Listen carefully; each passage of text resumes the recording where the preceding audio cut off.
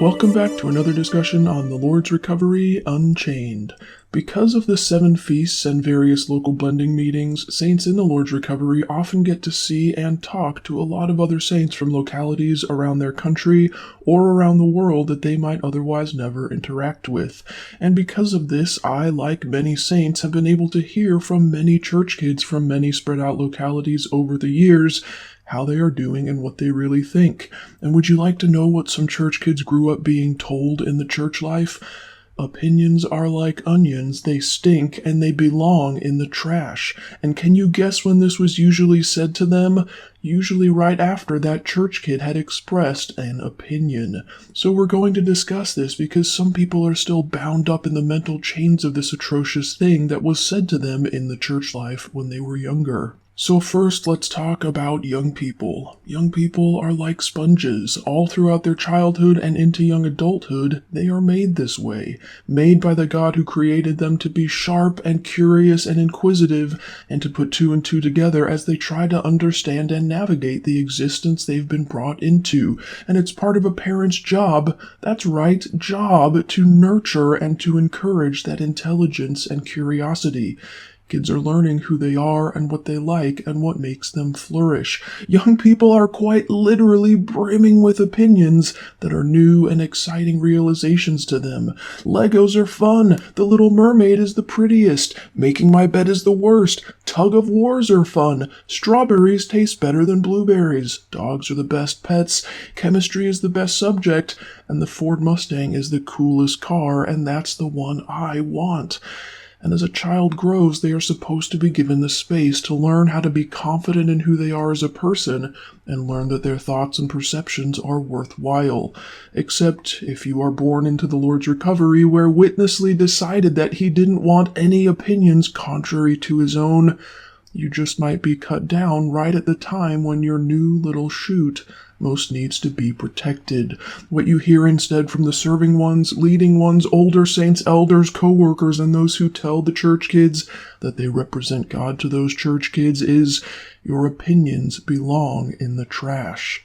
You know what message the church kids therefore internalize from God?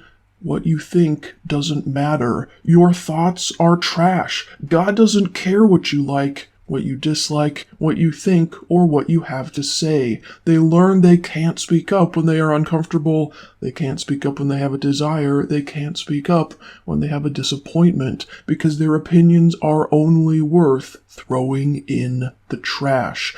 That's the God you represent to your children. But is that the God shown in the Bible? No, of course not. Jesus, the image of the invisible God, Jesus who did what he saw his Father doing, did not treat or talk to young people like this. Matthew 19 says, "Then the little children were brought to Jesus for him to place his hands on them and pray for them. And the disciples rebuked those who brought them. But Jesus said, 'Let the little children come to me, and do not hinder them, for the kingdom of heaven belongs to such as these.' And after he placed his hand on them, he went on from there." Saints, after reading what the Bible says, can you see just how far off telling kids your opinions belong in the trash is from it? Rather than seeing them, making time for them, and encouraging them, instead, your opinions belong in the trash makes the church kid feel unseen, unworthy, and totally discouraged. You take a child still learning to walk, and you cut their leg off before their leg is even fully grown. And don't think that cutting remark doesn't stay with them. It does. It keeps them shut up. It keeps them discouraged. The echo of those words keeps sending the message that they don't matter long after you've forgotten you said it to them. And in the local church, these kinds of remarks get reinforced over and over from various angles and in various meetings. So let's take a minute to dismantle the phrase itself, which is one of the dumbest things I've heard. First of all, onions don't stink. They are sharp, they are pungent, and there are a variety of them, some of which don't have much of a smell at all. This description of onions is simply not true to start out with.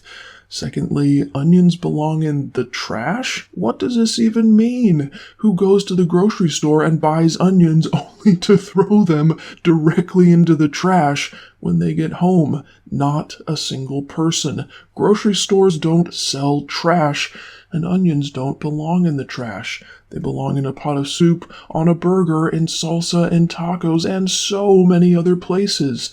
Onions are useful and valuable, not trash. They contain beneficial chemicals that reduce inflammation and reduce cholesterol and sugar in the blood. Onions are good things. This phrase is not only total nonsense, it's a flat-out lie.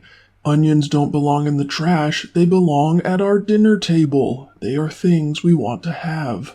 Now, what happens in the Lord's recovery is that when someone speaks up about a problem in the church life, the response of the coworkers is sometimes to actually acknowledge the problem exists, but then to pin the blame on overzealous saints or saints with unrestrained mouths. The coworkers do this to try to keep the blame from falling on Witness Lee or on themselves, so they try to shift the blame onto the saints. How's that for brotherly love, huh?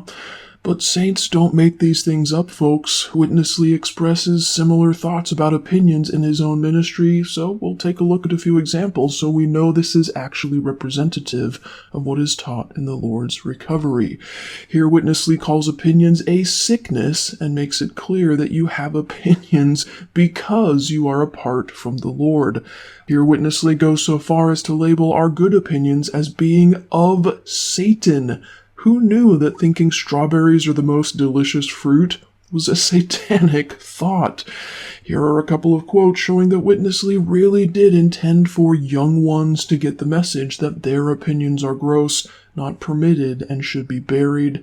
And lastly, Witness Lee actually taught that when Lazarus died, and the Bible tells us in the famously short verse that Jesus wept, he says Jesus wasn't weeping because of the death of Lazarus or because of the sadness and grief of the dead man's sisters. He actually teaches that Jesus was weeping because of the opinions people expressed in their grief.